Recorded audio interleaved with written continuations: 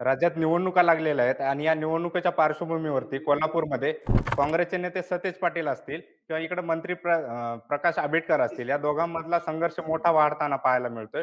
काय नेमकी गणित आहेत? का वाढतोय हा संघर्ष? महाविकास आघाडी असताना मध्यंतरीच्या 2.5 वर्षाच्या कालावधीत गोकुळचं राजकारण असो वा जिल्हा परिषदेचं राजकारण असू दे, या सगळ्या घडामोडीत पालकमंत्री जे आहेत ते सतेज पाटील यांच्या सोबत राहिले आणि त्याचा फायदा सतेज पाटलांना असा झाला की गेल्या 25 वर्षात जी गोकुळमध्ये महाडिक घराण्याची महाडिक पी.एन. पाटील, दिवंगत आमदार पी.एन. पाटील घराण्याची जी सत्ता गोकुळमध्ये होती, ती 25 वर्षाची सत्ता मिळवण्यात मंत्री मुश्रीफ गट आणि आमदार सतेज पाटील हे यशस्वी झाले होते. मात्र महाविकास आघाडीनंतर ज्या पद्धतीनं राज्यात महायुतीचं सरकार आलं आणि त्या अनुषंगाने जिल्ह्यातील समीकरणं देखील आपल्याला बदललेली पाहायला मिळाली. प्रत्येक गटावर वर्चस्व मिळवणं हाच हेतू प्रत्येक राजकीय पक्षाचा राहिलेला आहे. मात्र आंबेडकर आणि सतेज पाटील यांचा संघर्ष होण्यामागची जी कारणं आहेत, त्याला बिदरी सहकारी कारखान्याची निवडणूक आहे. त्याचबरोबर मागील वर्षी जी विधानसभा निवडणूक जी झाली ती देखील कारणीभूत आहे. कारण राज्यातला सर्वात मोठा समजला जाणारा बिदरी सहकारी साखर कारखाना आहे. त्या सहकारी कारखान्याच्या निवडणुकीत आमदार प्रकाश आंबेडकर पालकमंत्री जी त्यांनी जी आहे ती आघाडी त्या ठिकाणी पॅनेल उभा केलं होतं आणि त्याच्या विरोधात सतेज पाटील हे कोल्हापुरातून राधानगरीत जाऊन प्रचार करताना दिसले. त्याचबरोबर महाविकास आघाडीच्या मार्फत निवडणूक विधानसभा लढवत असताना सतेज पाटील यांनी महाविकास आघाडीच्या सर्वच उमेदवारांच्या प्रचाराची धुरा जी आहे ती आपल्या खांद्यावर घेताना दिसली. माजी मुख्यमंत्री उद्धव ठाकरे हे देखील आंबेडकरांच्या घरच्या मैदानात प्रचारासाठी ज्यावेळी आले होते त्यावेळी उमेदवार जे होते ठाकरे सेनेचे उमेदवार प्रकाश आंबेडकरांच्या विरोधात माजी आमदार के.पी. पाटील यांच्या विजयाची जबाबदारी आहे ती आमदार सतेज पाटील यांच्याकडे दिली होती आणि त्याच अनुषंगाने ज्या पद्धतीने आमदार सतेज पाटील यांनी आंबेडकर ज्या ठिकाणचे आमदार आहेत राधानगरी, भुदरगड, गारगोटी विधानसभाचे आमदार, त्या ठिकाणी सतेज पाटील हे प्रचार करताना दिसले, त्यांच्यावर आरोप प्रत्यारोप करत असताना दिसले आणि त्याचाच कुठंतरी राजकीय वैर आहे तिथून कुठंतरी हे वाढत गेलं. मात्र ज्यावेळी राज्यात पुन्हा एकदा महायुतीची सत्ता आली, शिवसेना जो पक्ष आहे तो जिल्ह्यात प्रबळ होताना दिसला आणि त्याच अनुषंगाने उपमुख्यमंत्री एकनाथ शिंदे यांनी मुख्यमंत्री पदाच्या काळात ज्या पद्धतीने कोल्हापूरच्या राजकारणावर जो अटॅक केला आणि त्याचाच परिणाम म्हणून महापालिकेत देखील शिवसेनेची ताकद वाढावी या दृष्टिकोनातून पालकमंत्री प्रकाश आंबेडकर असतील, राज्य नियोजन मंडळाचे अध्यक्ष राजेश क्षीरसागर असतील, माजी खासदार संजय मंडलिक असतील, खासदार धैर्यशील माने असतील, आमदार चंद्रदीप नरके असतील, हे सर्वच परीनं शिवसेनेची ताकद वाढवण्यासाठी प्रयत्न करताना दिसले. तर दुसरीकडे आमदार प्रकाश आंबेडकरांनी महापालिका निवडणुकीच्या तोंडावर अनेकांचे पक्ष प्रवेश करून घेतले. तसा फारसा शिवसेनेनं मास्टरस्ट्रोक हा भाजपला दिला असला तरी काँग्रेसचा एक प्रमुख समजले जाणारे गट नेते शारंगधर देशमुख आहेत, ते पालकमंत्री आंबेडकरांनी आपल्या शिवसेनेत घेतले. त्यामुळे साहजिकच सतेज पाटील यांच्या काँग्रेसला किंवा महापालिकेचं राजकारण असू दे किंवा दक्षिण विधानसभा मतदारसंघातील जो काही फटका आहे तो आमदार सतेज पाटील यांना बसलेला दिसला आणि महापालिकेतील एक मोठी ताकद जी शारंग देशमुख यांच्या रूपाने सतेज पाटलांच्याकडे होती ती पालकमंत्री आंबेडकर यांनी घेतलेली दिसली आणि साधारण सतेज पाटलांचा जवळ आत्ताच्या राजकारणाची जर परिस्थिती पाहिली तर 9 ते 10 प्रभागामध्ये अजूनही सतेज पाटलांचे वर्चस्व आहे. मात्र सतेज पाटलांचं ज्यावेळी ते दुसऱ्यांदा आमदार झाले विधानसभेतून, ते दक्षिण विधानसभा मतदारसंघातून झाले होते आणि तिथं जो प्रबळ गट होता त्या गटालाच पालकमंत्री आंबेडकरांनी हात घातला होता आणि तिथल्या जवळपास आजूबाजूचे जे उपनगर आहेत तिथल्या नगरातले जे काही काँग्रेसचे पदाधिकारी आहेत ते आंबेडकरांनी आपल्या बाजूने घेतले होते आणि त्याचाच राग कुठेतरी सतेज पाटलांना दिसतोय.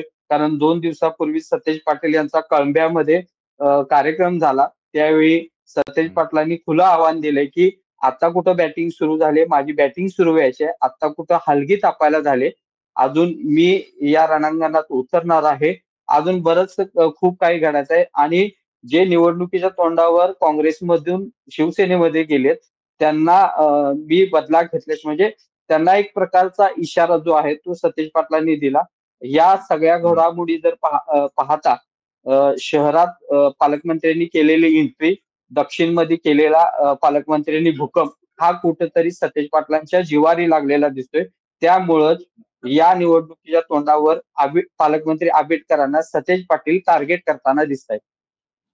मग आता जर कोल्हापूरची जर परिस्थिती पाहिली तर प्रकाश आंबेडकर असतील किंवा शारंगधर असतील, त्याच्यासोबतच मधल्या काळात एकनाथ शिंदे यांनी ज्या पद्धतीने तिथं लक्ष घातलं, अख्खे गटच्या गट त्यांनी पळवले.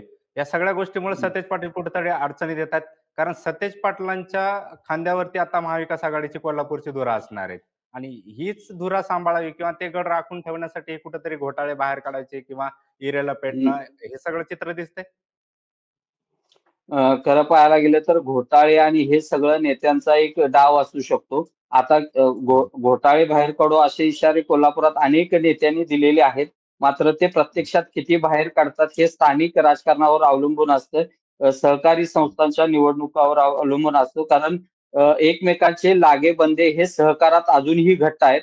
जरी ते विधानसभेला दिसले नसले, लोकसभेला दिसले नसले तरी सहकारात त्यांचे लागेबंदे घट्ट आहेत. कुठंतरी कार्यकर्त्यांना आपल्याकडं खेचण्यासाठी घोटाळे बाहेर काढू किंवा अशा पद्धतीचे जे इशारे आहेत ते सर्वच नेत्यांकडून दिले जातात. मात्र सध्याची परिस्थिती पाहिली तर या महायुतीचा फटका आहे तो सतेज पाटलांना बसणारच. मात्र कोल्हापूर महानगरपालिकेचा विचार केला तरी अजूनही अशा पद्धतीचं जे काही वातावरण सतेज पाटलांच्या विरोधात जी महायुती करण्याचा प्रयत्न करत आहे तशा पद्धतीचं वातावरण झालेलं नाही. कारण मी मगाशीच म्हणल्याप्रमाणे कोल्हापूर महानगरपालिकेच्या क्षेत्रामध्ये जवळपास 20 प्रभाग आहेत आणि या 20 प्रभागापैकी जवळपास 8 ते 10 प्रभागामध्ये अजूनही सतेज पाटलांचं वर्चस्व आहे तो कायम दिसतंय. हं, हं. दक्षिण विधानसभा मतदारसंघातील काही प्रभागांचा विचार केला तर सतेज पाटलांना व्यक्तिगत मानणारा जो गट आहे अजूनही तिथं प्रबळ आहे. कारण कोल्हापूर जिल्ह्याचं राजकारण जर बघितलं तर पक्षीय पातळीपेक्षा गटातटाला या ठिकाणी महत्व दिलं जातं. लोकसभा निवडणूक जर पाहिली तर लोकसभेची निवडणुकीची प्रचाराची धुरा हे सतेज पाटील यांच्या खांद्यावर होते आणि त्याचा परिणाम आणि जो लोकसभेचे उमेदवार होते शाहू महाराज छत्रपती त्यांच्या बाजूने कौल जो आहे तो झुकलेला दिसला. मात्र विधानसभा निवडणुकीत ही परिस्थिती वेगळी होती. त्याला कारण गटातटाचं राजकारण असेल किंवा लाडक्या बहिणीचा जो काही प्रभाव पडला होता तो कुठंतरी विधानसभा निवडणुकीला दिसला. मात्र सतेज पाटील यांना घेरण्याची जी पद्धत महायुतीने आखली त्याच सतेज पाटील नेमकं जिंकणार का हे आगामी काळ आणि या सगळ्या गोष्टी त्याला कारणीभूत ठरणार आहेत. त्याचं दुसरं कारण असं कारण महायुतीमधील सर्व पक्षांमध्ये इच्छुकांची भाऊ गर्दी होताना दिसते. प्रत्येक प्रभागामध्ये राष्ट्रवादी असेल, शिवसेना असेल, भाजप असेल प्रत्येक प्रभागाचा विचार केला किंवा जिल्हा परिषद मतदारसंघांचा विचार केला तर या तिन्ही पक्षांचे इच्छुक प्रबळ जे आहेत ते दावेदार आहेत आणि या इच्छुकांना उमेदवारी कोणाला द्यायची यावरून देखील भविष्याच्या या काही महिन्यात घडामोडी घडण्याच्या शक्यता आहेत आणि हे इच्छुक नेमके त्यांची नाराजी आपल्या पदरात पाडून घ्यायची का किंवा महायुती त्यांची समजूत काढणार का या सर्व गणितांवर सतेज पाटलांचं पुढचं जी लक्ष जे आहे राजकारणावर या इच्छुकांवर असणार आहे. कारण नाराज एखादा उमेदवार असू शकतो जो प्रबळ आहे त्यांना आपल्याकडे घेण्याचा प्रयत्न हा सतेज पाटलांचा असतो. त्यामुळं आता आपण म्हणू शकत नाही की सतेज पाटलांना याचा कुठेतरी फटका बसतोय. नाही, नाही. इच्छुक तर आहेतच. महानगरपालिकेत असो किंवा ते पंचायत समिती, नगर परिषदेमध्ये असो.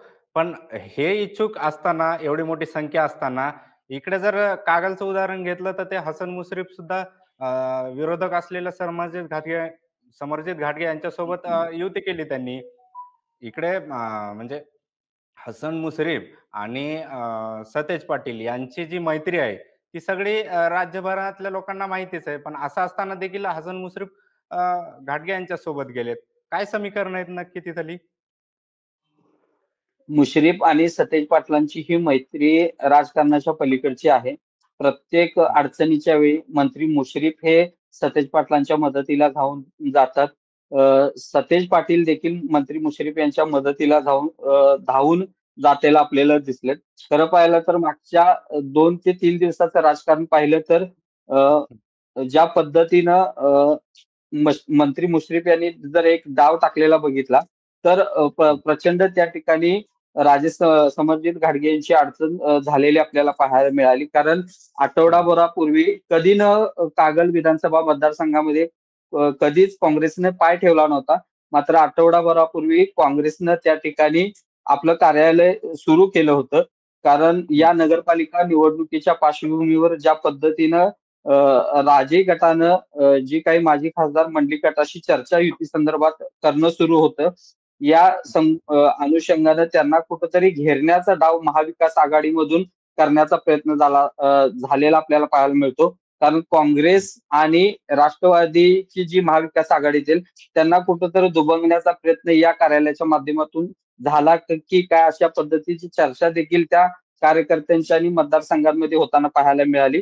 मात्र जर काल आणि या 24 तास मागच्या 48 तासाचं राजकारण जर पाहिलं तर समरजित घाटगेंची या सगळ्या गोष्टींमुळे कोंडी झालेली आपल्याला पाहायला मिळालं. त्याचं पहिलं कारण असं की ज्यावेळी समरजित घाटगे हे भाजपचे ग्रामीण जिल्हाध्यक्ष होते, म्हणजे पक्षात आल्यानंतर त्यांना म्हाडाचं पुणे अध्यक्षपद देखील देण्यात आलं होतं आणि मुख्यमंत्री देवेंद्र फडणवीस यांचे ते निकटवर्ती देखील समजले जातात. आणि मागच्या 10 वर्षाच्या राजकारणात पहिल्या 5 वर्षाचा काल बघितला तर त्यांच्या मदतीतून कागल विधानसभा मतदारसंघामध्ये अनेक कोट्यावधी रुपयांचा निधी जो आहे तो समरजित घाटगे यांनी आणला होता. आणि ज्यावेळी महायुती म्हणून निवडणूक एकत्र विधानसभा लढवायचे ठरवलं त्यावेळी उमेदवारीचा पेच जो आहे तो कागल विधानसभा मतदारसंघामध्ये झाला होता. ही जागा राष्ट्रवादीला गेल्याने भाजपचा तिथे उमेदवार उभा राहणार की नाही याकडे लक्ष होतं. मात्र युती धर्म पाळून भाजपकडून पण तिथं कोणाला उमेदवारी दिली नव्हती. त्यामुळं उमेदवारीची गोची निर्माण झाल्यानंतर समरजित घाटगे यांनी राष्ट्रवादीचे नेते शरद पवार यांची भेट घेऊन त्यांनी महाविकास आघाडीतून राष्ट्रवादी शरदचंद्र पवार पक्षातून निवडणूक लढवली होती. मात्र या निवडणुकीत समरजित घाटगेंचा पराभव झाला. पराभव झाल्यानंतर साहजिकच राजकारणात या बसलेल्या फटक्यामुळं कार्यकर्ता हा नेहमी जिवंत असावा लागतो. त्यांचा उदरनिर्वाहाचा प्रश्न असेल किंवा तो जिवंत ठेवण्यासाठी अनेक ज्या काही युती ज्या आहेत किंवा सामंजस्यपणाची भूमिका घेण्याची गरजेचं असते. आणि त्याच अनुषंगाने समरजित घाटगे यांनी भाजपमध्ये जाण्याचा प्रयत्न केला. मात्र त्या ठिकाणी मंत्री मुश्रीफ यांनी त्यांची अडचण केली. कारण या अगोदरच जे ठाकरे गटाचे नेते होते माजी आमदार संजय घाटगे यांनाच मंत्री मुश्रीफ यांनी भाजपमध्ये पाठवल्याचं सांगितलं जातं.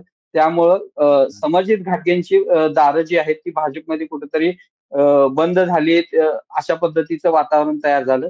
तर दुसरीकडं उपमुख्यमंत्री एकनाथ शिंदे यांची देखील घाटगे यांनी भेट घेतली होती. आणि कारण यापूर्वीच तिथं कागलमध्ये माजी खासदार संजय मंडलिक हे शिवसेनेचे असल्यामुळे तिथं देखील त्यांची अडचण झाली. आणि स्थानिक स्वराज्य संस्थेच्या निवडणुकीच्या पार्श्वभूमीवर राजे गटात म्हणजे समरजित घाटगेंचे जे कार्यकर्ते आहेत ते कुठं मुश्रीफांच्या हाताला लागत होते. एकूणच निधीवरून सगळी म्हणजे परिस्थिती अवघड झाल्यानंतर साहजिकच आपला कार्यकर्ता जिवंत ठेवण्यासाठी घाटगे गटाला देखील मंत्री कार्यकर्ता जिवंत ठेवायचा जरी म्हटलं तर त्या पद्धतीने भाजप हे एक चांगला ऑप्शन होता ना त्यांना. असे काही चान्सेस आहेत किंवा ही रोखण्यामागे काय कारण असू शकतं? किंवा मग पंचायत समिती, नगर परिषदेच्या निवडणुकीनंतर महानगरपालिकेच्या निवडणुकीला जातील का ते भाजपमध्ये? नाही, कोल्हापूर जिल्ह्याच्या राजकारणातलं केंद्र जरी म्हणलं किंवा राजकीय विद्यापीठ म्हणलं तर कागलकडं बघितलं जातं. त्याला पुढचे संदर्भ देखील असू शकतात असं काही जणांचं मत आहे. कारण मंत्री मुश्रीफ यांनी यापूर्वी ही माझी शेवटची निवडणूक असं जाहीर केलं होतं. आणि ते निवडून आल्यानंतर पुन्हा एकदा म्हणलेत की मी अजून एक टर्म निवडणूक लढवणार आहे. त्यामुळं साहजिकच मंत्री मुश्रीफ आणि घाटगे यांच्यातील संघर्ष पुढील 5 वर्ष देखील पुढील 10 वर्ष देखील सुरू राहील असं चित्र होतं. मात्र या भेटीनंतर कुठंतरी भविष्यातील राजकारण सोपं केल्याचं एकूणच चित्र आहे. कारण समरजित घाटगे हे विधान परिषदेवरून आमदार होण्याची शक्यता जास्त वर्तवली जाते. त्याचबरोबर मुश्रीफ यांनी देखील यापूर्वी मी एकदा खासदार होणार अशी भूमिका व्यक्त केली होती. कदाचित पुढच्या 5 वर्षात मुश्रीफ हे सुद्धा लोकसभेचे उमेदवार असू शकतात. किंवा या लोकसभा निवडणुकीत समरजित घाटगे यांच्या उमेदवारीचा प्रयत्न झाला होता. कदाचित ते सुद्धा लोकसभेचे उमेदवार असू देत. एकाला लोकसभेत पाठवायचं आणि एकाला विधानसभेत ठेवायचं असं देखील या घडामोडी च्या मागे असू शकतं. त्यामुळे साहजिकच म्हणजे विरोध संपवाय म्हणजे या कागलमधून पुढच्या घाटगे यांना मिळू घडामोडी शकते संधी पुढची. हा पुढच्या घडामोडी ज्या काही विरोधाच्या घडतील म्हणजे जी विरोधाची ताकद जे दोघे वापरत होते तिचं या दोघांनीही समन्वय राखून विरोध संपवलेला आहे, आपलं शत्रुत्व संपवलेलं आहे आणि कुठंतरी तडजोडीतून तू पुढे जा मी मागे राहतो किंवा मी पुढे जातो तू मागे राहा अशी एक भूमिका या कागलच्या राजकारणात घेतली जाते. खरं पाहायला गेलं तर विकासाचा मुलामा ज्या पद्धतीनं देण्याचा दोघेही गट प्रयत्न करत आहेत, मात्र तसं काही नाही. पुढच्या भविष्यातील राजकारणाची ही खेळी आहे. पुढच्या 5 वर्षाच्या राजकारणातील ही खेळी आहे. असंच एकंदर या दोघांच्या युतीमधलं पहिलं कारण दिसतं. नाही लोकसभेचं जरी गणित असेल किंवा मग पुढचं जरी गणित असेल असं म्हणावं तर मग हसन मुश्रीफ यांनी इकडे चंदगडमध्ये पण तेच केलं की शिवाजी पाटलांची अडचणच केली की किंवा तिथेही दोन्ही राष्ट्रवादी एकत्र आणून परस्पर डाव साधलाच की तिथे पण. खरं पाहायला गेलं तर जिथं भाजपचे सहयोगी सदस्य जे आहेत आमदार शिवाजीराव पाटील हे 2019च्या निवडणुकीच्या रिंगणात देखील अपक्ष होते. ते दुसऱ्या स्थानावर राहिले होते. आता ते निवडून आलेले आहेत. खरं पाहायला गेलं तर 2019ला ही पुढील धोक्याची घंटा आहे हे राष्ट्रवादीनं ओळखलं होतं. आताची जर परिस्थिती पाहायला गेलं तर आमदार शिवाजीराव पाटील हे मुख्यमंत्री देवेंद्र फडणवीस यांचे अगदी जवळचे आहेत आणि पुढील राजकारणात कोणत्याही परिस्थितीत शिवाजी पाटील यांना रोखलं पाहिजे ही भूमिका माजी आमदार राजेश पाटील यांची आहे. कारण आमदार शिवाजीराव पाटील यांनी मंत्री मुश्रीफ यांच्याशी युती संदर्भात संपर्क साधल्याचा असल्याचा दावा करतात. तर मंत्री मुश्रीफ हे देखील आपल्याला आमदार पाटील यांनी विचारलं नसल्याचा दावा करतात. जे काही राजकारण झालं असेल ते दोघांना माहिती असेल. मात्र ज्या काही दोन राज्यात पहिल्यांदा एकत्र याला खरं कारण म्हणजे शिवाजी पाटील यांना आताच्या स्थानिक स्वराज्य संस्थेच्या राजकारणात रोखणे, पुढील विधानसभा निवडणुकीच्या राजकारणात रोखणे हाच पर्याय हाच एक कारण जे आहे ते या दोन्ही राष्ट्रवादीचं असू शकतं असं देखील म्हटलं जातं. इकडे गडहिंग्लज मध्ये काय गणित आहेत नक्की? कारण भाजप ते जनस्वराज्य शक्ती सुद्धा भाजप सोबत येण्याची शक्यता आहे. शिवसेना त्यांच्या सोबत आहे. तिकडे आली काय आहे आली. गडिंग्लज नगरपालिकेमध्ये जर परिस्थिती पाहिली तर मागील 2 महिन्यापूर्वी जो गडिंग्लज मध्ये प्रबळ पक्ष जो समजला जातो श्रीपतराव शिंदे यांचा दिवंगत नेते श्रीपतराव शिंदे यांचा जनता दल जो आहे तो त्यांचा गडिंग्लज मध्ये प्रबळ आहे आणि तिथल्या नगराध्यक्ष आहेत म्हणजे त्यांच्याच कन्या स्वाती कोरी यांनी जे पन्हाळ शाहूवाडीचे आमदार आहेत विनय कोरे यांची भेट घेतली होती आणि युती संदर्भात भाजप सोबत चर्चा करावी असा प्रस्ताव ठेवला होता आणि आमदार विनय कोरे यांच्या माध्यमातून भाजप जे काय आहे ते भाजप आणि आपली युती व्हावी अशा पद्धतीचा प्रस्ताव ठेवला होता. कारण खरं पाहायला गेलं तर हा प्रस्ताव ठेवण्यामागे देखील कारण आहे. चंदगड, गडिंग्लज आणि आजरा हे 2029च्या निवडणुकीमध्ये हे 3 विधानसभा मतदारसंघाचे मतदारसंघ असू शकतात आणि भविष्य काळात गडिंग्लज मतदारसंघ हा स्वतंत्र झाल्यास तिथं भाजपची आपल्याला मदत होईल. हे भविष्यातील राजकारणाची पेरणी आता या नगरपालिका निवडणुकीमध्ये कुठेतरी केलेली दिसते. चंदगडमध्ये देखील तीच परिस्थिती आहे. आजरामध्ये देखील आता पाहिलं गेलं तर तीच परिस्थिती असणार आहे. या सगळ्या घडामोडी जर पाहायला गेल्या तर आगामी जी 2029ची विधानसभा निवडणुकीची पेरणी आहे ती या नगरपालिकेतून करण्याची शक्यता जी आहे ती दाट आहे. इथं गडिंग्लज मध्ये मात्र राष्ट्रवादी ज्या दोन्ही राष्ट्रवादी आहेत त्यांना कुठेतरी स्वतंत्र ठेवल्याचं दिसतंय आणि इथं शिवसेना देखील एकत्र आहे. बर सेम परिस्थिती तिकडं शिरोळमध्ये पण दिसायला लागली आहे. तिकडे पण भाजपमध्ये आणि याच्यामध्ये फार संघर्ष दिसतोय. भाजप येड्रावकर असं असतील किंवा भाजप असतील. नाही, आमदार राजेंद्र पाटील यड्रावकर हे शिवसेनेचे सहयोगी सदस्य आहेत. त्यांनी राजर्षी शाहू आघाडीच्या माध्यमातून विधानसभा निवडणूक लढवली आणि त्यामध्ये ते विजयी देखील झाले. मात्र खरं परिस्थिती जर पाहायला गेली तर तिथलं स्थानिक राजकारण त्या ठिकाणी कारणीभूत आहे. कारण शिवसेनेचा स्वतंत्र गट आहे, राजर्षी शाहू आघाडीचा म्हणजे यड्रावकरांचा स्वतंत्र गट आहे, भाजपचा तिथं स्वतंत्र गट आहे. जिल्हा परिषदेच्या निवडणुकीत काही सदस्य देखील त्यांचे निवडून आलेत आणि या तालुक्यावर वर्चस्व कुणाचं यावरून या 2 ते 3 गटामध्ये प्रचंड वाद आहे आणि त्याचे परिणाम विधानसभा निवडणुकीत देखील आपल्याला दिसलेले पाहायला मिळाले. कारण अ, अ, जे शिरोळचे भाजपचे जिल्हा प्रमुख जिल्हाध्यक्ष जे आहेत ते राजवर्धन नाईक निंबाळकर हे कुठं विधानसभा निवडणुकीत युती धर्म म्हणून कुठंतरी ते जवळ असावेत अशी अपेक्षा होती. मात्र हे कुठंतरी यड्रावकर यांच्यापासून लांब होते. ते इचलकरंजीमध्ये प्रचाराला अग्रेसर दिसले. मात्र शिरोळमध्ये हे सगळं कमी दिसलं. कुठंतरी मान पान आणि या सगळ्यावरून त्यामध्ये संघर्ष दिसतोय. आता देखील नाराजी आहे. मात्र यड्रावकर यांनी महायुती म्हणून आम्ही निवडणूक लढवतोय अशा पद्धतीचं वक्तव्य केल्यानंतर वरिष्ठ नेते आता यात काय हस्तक्षेप करणार याकडे देखील लक्ष आहे. साधारण 21 तारखेला अर्ज मागेचा दिवस आहे आणि या 21 तारखेनंतरच भाजप तिथं काय प्लॅन करतंय हे पाहावं लागणार. शिरोळ सगळी म्हणजे जयसिंगपूर नगर जयसिंगपूर नगरपालिका. बरं बरं. हे झाली नगरपालिका किंवा नगरपंचायती सगळं. इकडे कोल्हापूरमध्ये महाडिक कुटुंबाचं देखील मोठं वर्चस्व आहे तिकडे. जिल्हा हम्म, परिषदेची जिल्हा परिषदेची काही दिवसातच निवडणूक लागेलच. हम्म. तिकडे महाडिक कुटुंबातून कोणाला उमेदवारी मिळू शकते? खरं पाहायला गेलं तर तशी शक्यता कमी आहे आणि तसं ठरवलं तर त्यांच्या घरातून उमेदवार देखील मिळू शकतो. कारण मागच्या वेळी जो फुलाची शिरोळी जो मतदारसंघ होता त्या ठिकाणी फुलं आरक्षण पडल्यामुळे स्वतः महाडिक घराण्याचं होम पिच असल्यामुळे शौमिका गोकुळच्या संचालिका शौमिका महाडिक म्हणजे दक्षिणचे जे आमदार आहेत अमल महाडिक यांच्या पत्नी हे त्या ठिकाणी निवडणुकीच्या रिंगणात होते आणि सर्वच पक्षांना एकत्र करून त्या जिल्हा परिषदेच्या अध्यक्षा देखील बनल्या होत्या. मात्र यंदा त्यावर आरक्षण पडल्यामुळे महाडिक गटातून कोण उमेदवार असणार हे आता सांगणं साहजिक नाही. मात्र महाडिक यांना पूरक मतदारसंघ कुंभोज आहे, त्याचबरोबर कळंबा आहे, उचगाव आहे.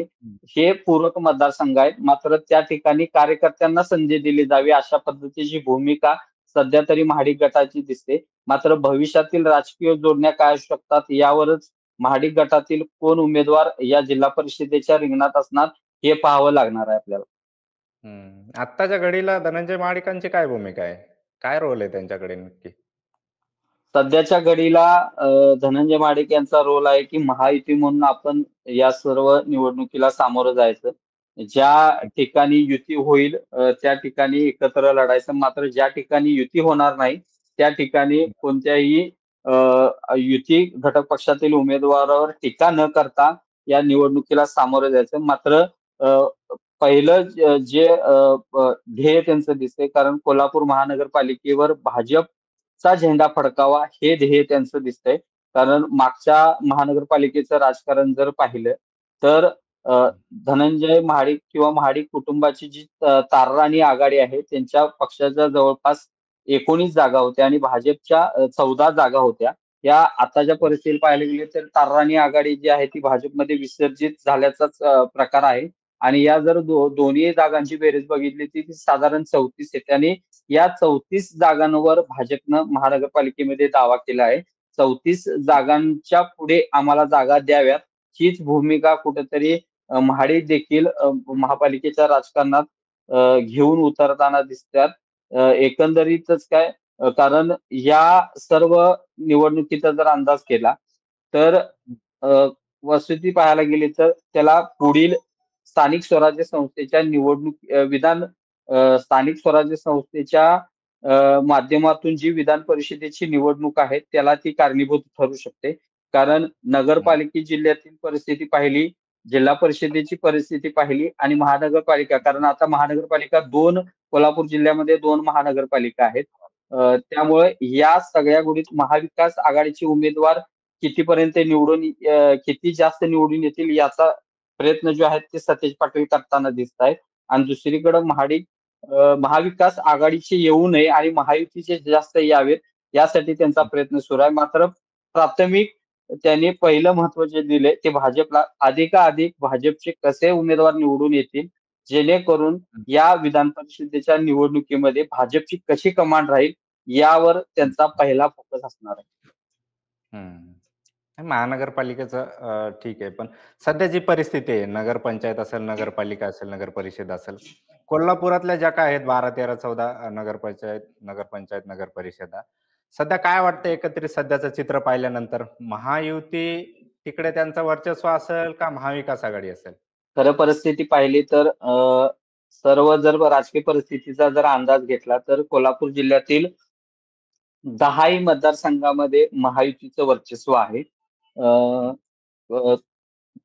अगदी चंदगड पासून ते पन्हाळ शाहूवाडी पर्यंत आणि गगनबावड्यापासून ते शिरोळ पर्यंत या सर्व विधानसभा मतदारसंघामध्ये महायुतीचे उमेदवार आहेत. भाजपचे 2 आमदार आहेत, सहयोगी सदस्य 1 आहेत, राष्ट्रवादीचे 1 आमदार आहेत, जनसुराज्यचा 1 आहे आणि शिवसेनेचे 4 आमदार आहेत. त्यामध्ये शिरोळ विधानसभा मतदारसंघाचे सहयोगी सदस्य राजेंद्र पाटील यड्रावकर हे देखील आहेत. खरं परिस्थिती पाहिली तर मागील राजकारणाचे संदर्भ असे होते की महाविकास आघाडी असल्यामुळे बरेचसे नगरपालिकांवर महायुतीचं वर्चस्व होतं. काही नगरपालिकांवर शिवसेनेचं वर्चस्व होतं. या सगळ्या जर परिस्थितीचा अभ्यास केला तर आजच्या घडीला म्हणजे ज्याची सत्ता त्याची टाळी वाजवली जाते हे तितकंच सत्य आहे. त्यामुळं ज्या पद्धतीनं सत्ताधाऱ्यांकडं जी पॉवर असते म्हणजे आमदारांच्याकडे जी पॉवर असते तेच बळ या नगरपालिकांमध्ये काही इच्छुक वापरण्याची शक्यता आहे. त्यामुळे जे प्रबळ उमेदवार आहेत ते या विद्यमान आमदारांच्याकडे झुकलेले दिसतात. त्यामुळं साहजिकच सर्वच नगरपालिकांवर थोडक्यात महायुतीचं वर्चस्व राहील असा अंदाज आहे. मात्र त्याला काही गोष्टी अपवाद देखील ठरू शकतात. अगदी शेवटच्या प्रश्नाकडे येतो. इकडे सध्या महायुतीचं असं तुम्ही म्हणताय की वर्चस्व आहे.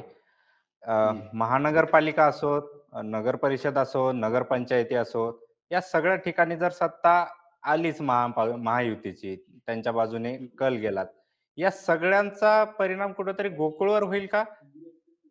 कारण गोकुळची निवडणूक काही दिवसातच लागणार आहे. म्हणजे अगदीच जून जुलैमध्ये लागण्याची शक्यता आहे. या सगळ्यांचा परिणाम होईल तिकडे काही?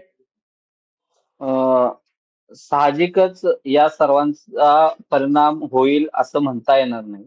आणि दुसरी गोष्ट म्हणजे कोल्हापूर जिल्ह्यातील जे राजकारण आहे आणि सहकारातील राजकारण हे वेगवेगळ्या टप्प्यावर आपल्याला पाहायला मिळालं.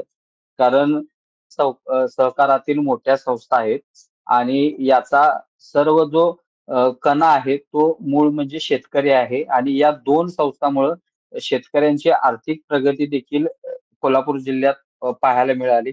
कारण आत्महत्या जर राज्यातली जर आकडेवारी पाहिली शेतकऱ्यांच्या आत्महत्येची तर वाढदिवसांची, तर कोल्हापुरातील जर परिस्थिती पाहिली तर खूप वेगळी आहे. कारण कमी आत्महत्या होण्याचं पहिलं कारण असेल तर गोकुळ आहे. दुसरं कारण म्हणजे गोकुळ.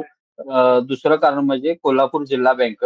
कारण जिल्हा बँकेकडून होत असलेला कर्ज पुरवठा आणि शेतकऱ्यांकडून नियमितपणे कर्ज हप्ते भरण्याची पद्धत आहे ती वेळच्या वेळ होती आणि गोकुळमध्ये पण तीच परिस्थिती आहे. आता या 2 संस्थेवर राजकारणाचा परिणाम होईल का नाही हे आता सांगता येणार नाही. मात्र याचा परिणाम जो आहे तो गोकुळवर होणार नाही. कारण कोल्हापूर जिल्हा बँकेतील परिस्थिती पाहिली तर जे नेते जे आहेत ते विधानसभा निवडणुकीला एकमेकांचं राजकारण संपवायला उठतात. तेच सर्व नेते या जिल्हा कोल्हापूर बँकेमध्ये एकत्र मांडीला मांडी लावून बसलेले दिसतात. मात्र गोकुळ एक असा संघ आहे ज्याच्यामध्ये आर्थिक पॉवर असेल, राजकारणाची केंद्र आहे. खरं पाहायला गेलं तर गोकुळ हा जिल्ह्यातील राजकीय म्हणा, आर्थिक म्हणा आणि सहकाराचं आहे ते प्रमुख केंद्र आहे. कारण ज्या पद्धतीनं गोकुळच्या संस्था आहेत जवळपास जिल्ह्यात 6,500 पेक्षा जास्त संस्था आहेत आणि एका संस्थेमध्ये जवळपास 50 ते 100 पेक्षा अधिक दूध उत्पादक शेतकरी हे त्या एका संघात दूध घालत घालत असतात. म्हणजे साहजिकच पूर्ण कुटुंबाचा जो काही हे आहे आर्थिक नियोजन आहे ते या दूध उत्पादक शेतकऱ्यांचं जे आहे तो प्रत्येक कुटुंब जे आहे ते गोकुळशी जोडलेलं आहे आणि साहजिकच गोकुळच्या माध्यमातून जिल्ह्यावर राजकीय पकड निर्माण सहज करता येते. त्यामुळे गोकुळकडे या सर्व नेत्यांचं लक्ष लागून राहिलेलं असतं आणि जर परिस्थिती पाहिली तर मागील 25 वर्षात जिल्ह्याचे नेते म्हणून माजी आमदार महादेवराव महाडिक यांना ओळखलं जात होतं. मात्र ज्या पद्धतीनं सतेज पाटील असतील, मंत्री मुश्रीफ असतील यांनी ज्या पद्धतीनं सत्ता जी आहे ती जिंकून घेतल्यानंतर या दोघांना आता जिल्ह्याचं नेते म्हणून ओळखलं जाऊ लागलं. पण जे महायुती म्हणून म्हणजे ज्या मागील 5 वर्षामध्ये 2021 मध्ये जी गोकुळची निवडणूक झाली, त्याला राजकीय वरिष्ठ नेत्यांपर्यंत हालचाली करून शिवसेनेच्या आमदारांना सोबत घ्यावं लागलं सतेज पाटलांना. त्यांचा दबाव होता असा आरोप देखील काही नेते मंडळींनी केलेला आपल्याला दिसतो आणि त्याच पद्धतीचं राजकारण जे आहे ते गोकुळच्या पुढील वर्षी होणाऱ्या निवडणुकीत होताना आपल्याला पाहायला मिळेल. कारण महायुती म्हणून गोकुळची निवडणूक आहे ती सर्व नेत्यांना लढावी लागणार आहे. तर आताचे जिल्ह्यातील राजकारण पाहिलं गेलं तर गोकुळच्या मागच्या निवडणुकीत दिवंगत आमदार पी.एन. पाटील आणि माजी आमदार महादेवराव महाडिक यांचा गट एका बाजूला होता आणि जिल्ह्यातील सर्व नेते एका बाजूला मागच्या निवडणुकीला होते.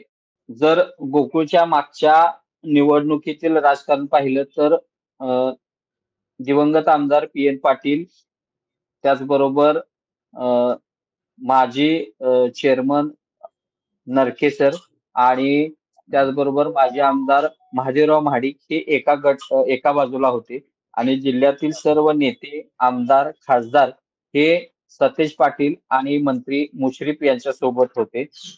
आणि राज्यात महाविकास आघाडीचं सरकार असल्यानं सर्व राजकीय पॉवर मंत्री हसन मुश्रीफ आणि सतेज पाटील यांनी वापरलेली दिसते. आणि आताचं जर राजकारण पाहिलं तर महाविकास आघाडीमध्ये एकटे सतेज पाटील जे आहेत ते बाजूला पडलेत आणि जिल्ह्यातील सर्वच नेते जे आहेत ते एका बाजूला पडलेले आहेत. कारण विधानसभा निवडणुकीत ज्या पद्धतीनं आमदार सतेज पाटील यांनी महाविकास आघाडीतील प्रत्येक उमेदवाराची विजयाची धुरा आपल्या खांद्यावर घेतली होती आणि त्यामुळे सतेज पाटील यांना प्रत्येक मतदारसंघात कागल वगळता प्रत्येक मतदारसंघात त्यांनी ज्या पद्धतीनं गोकुळमधल्या सोबत आलेल्या नेत्यांवर ज्या पद्धतीनं टीका केली होती त्यामुळे त्याचा राग या सर्व आमदारांना आहे. उदाहरणार्थ करवीरचे आमदार चंद्रदीप नरके, इकडे राधानगरी भोदरगडमध्ये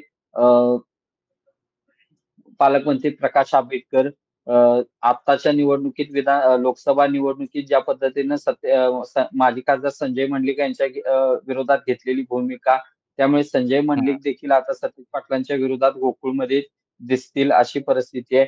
इकडं राजेंद्र पाटील यड्रावकरांचा जर मतदारसंघ बघितला तर त्यांचे जे विधानसभाचे उमेदवार होते गणपतराव पाटील त्यांच्या प्रचाराला जाऊन यड्रावकरांच्यात घेतलेली भूमिका आणि आता देखील नगरपालिका निवडणुकांमध्ये ज्या पद्धतीनं जयसिंगपूर नगरपालिकेमध्ये सतीश पाटील यांनी फिल्डिंग लावलेली आहे ते पाहता यड्रावकर देखील आता महायुतीमध्ये येण्याची शक्यता आहे आणि या सगळ्या गोष्टीचं जर पाहिलं तर भाजप देखील आता महायुतीमध्ये आहे. भाजप म्हणजेच आता गोकुळमध्ये महाडिक गट म्हणावा लागेल आपल्याला कारण या सगळ्यांची मोठ या गोकुळमध्ये मानली जाऊ शकतो. वरिष्ठ नेते मुख्यमंत्री देवेंद्र फडणवीस असतील किंवा उपमुख्यमंत्री एकनाथ शिंदे असतील यांनी ज्या पद्धतीने गोकुळमध्ये अध्यक्षपदाच्या निवडीत हस्तक्षेप केला त्यावरून कुठंतरी महायुतीच्या बाजूने गोकुळची निवडणूक झुकताना दिसते.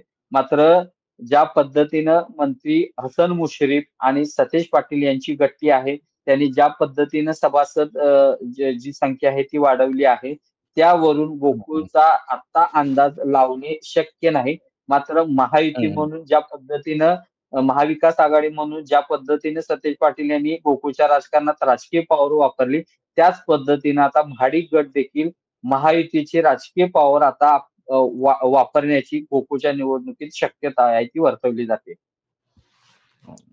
खूप खूप धन्यवाद राहुल, तुम्ही सविस्तर विश्लेषण केलं.